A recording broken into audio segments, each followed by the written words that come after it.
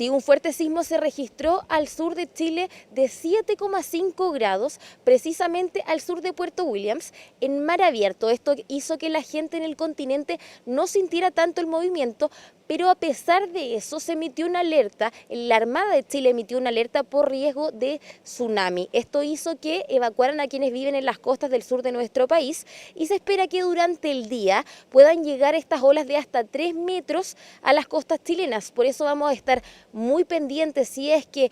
pasa esto, si es que sucede este fenómeno del tsunami o no, y vamos a estar, por supuesto, informándoles internacionalmente todo lo que pasa sobre este sismo de gran magnitud en nuestro país. Este día se realizó la séptima misa con motivo de los novendiales en sufragio de su santidad el Papa Francisco al interior de la Basílica de San Pedro. Este es el acceso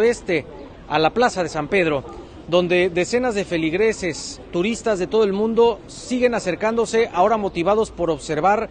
la chimenea que se colocó en la parte superior de la Capilla Sixtina y de donde saldrá o humo blanco o humo negro una vez iniciado el cónclave que tiene fecha marcada para el 7 de mayo. Las congregaciones generales en desarrollo, hoy en particular fue la octava, donde se habló de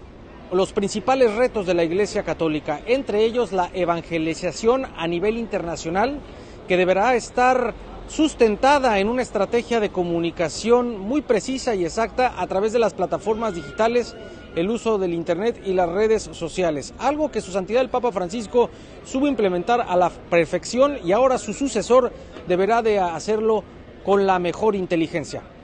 Yo soy Diego Borbolla para Telaruba desde el Vaticano.